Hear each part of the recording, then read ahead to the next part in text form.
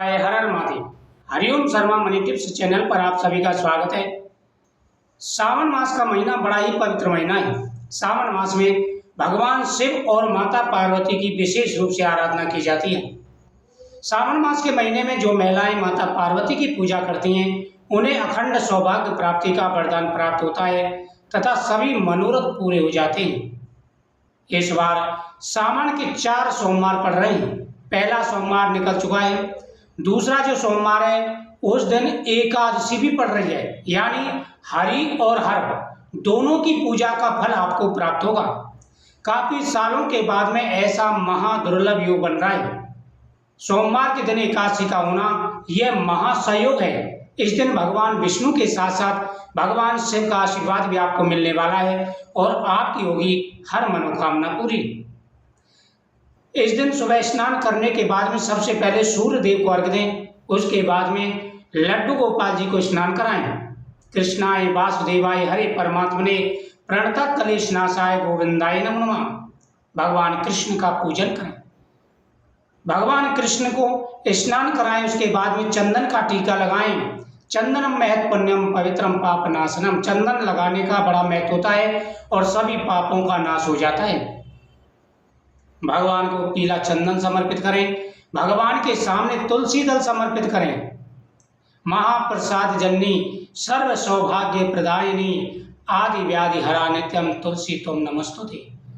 तुलसी माता की पूजा करने से हर प्रकार की आदि व्याधि दूर हो जाती हैं और भगवान कृष्ण को एकादशी के दिन तुलसी दल समर्पित किया जाए तो सभी पापों का नाश हो जाता है। आप दोनों हाथों में लेकर के इस प्रकार से भगवान से के प्रार्थना करते हुए कि प्रभु आप इस तुलसी दल को स्वीकार करें, भगवान को समर्पित कर दें। भगवान के सामने दीपक जलाएं। भगवान के सामने बैठ करके एकादशी की कथा का श्रवण करें। आपकी प्रत्येक मनोकामना पूरी होगी। उसके बाद में भगवान शिव का अभिषेक करें पंचामृत से। ओम तत्पुरुषाय विद्महे महादेवाय धीमहि तन्नो रुद्रः प्रचोदयात्। ओम त्र्यंबकं यजामहे सुगंधिं पुष्टिवर्धनम् उर्वारुकमिव बन्धनान् मृत्युर्मुक्षयमामृतात् आदि मंत्रों का जाप करते हुए भगवान शिव का अभिषेक करें। भगवान शिव को भस्मी समर्पित करें। चंदन में भस्मी मिक्स करके 3 उंगलियों से ऐसे त्रिपुंड बनाना है और उसके बाद में 11 आपको बेलपत्र भगवान को समर्पित कर देने। त्रिदलम त्रिगुणाकारम 3 दल वाला बेलपत्र सभी प्रकार के पापों का नाश करने वाला होता है। भगवान शिव को 3 पत्र वाला, तीनों पत्तों पर चंदन लगा करके भगवान को समर्पित कर दे। चंदन पर भी शहद लगा करके, चंदन लगाएं पहले पत्तियों पर, फिर शहद लगाएं और भगवान शिव को समर्पित कर दें चावल और साथ ही तिल के दानों के साथ में। भगवान को आग के पुष्प समर्पित करें। पुष्प आग के और साथ ही कमल पुष्प तो बहुत ही अच्छा है, नहीं तो आप कनेर और गुलाब के पुष्प 4 प्रकार के पुष्प भगवान को समर्पित करें। प्रसन्न होकर के भगवान आपकी हर मनोकामना पूरी करेंगे। भगवान को भस्मी समर्पित करें। भांग के पत्ते, धतूरे का फल समर्पित करें। साथ ही भगवान को आप नैवेद्य के रूप में खीर का प्रसाद समर्पित करें। माता पार्वती को महिलाएं श्रृंगार समर्पित करें और श्रृंगार में से सिंदूर चूड़ी जरूर लेकर के आएं और उनको आप प्रयोग करें। अखंड सौभाग्य प्राप्ति का वरदान प्राप्त होगा। कुंवारी कन्या भगवान शिव और माता पार्वती को 3 बार मूली लपेटें।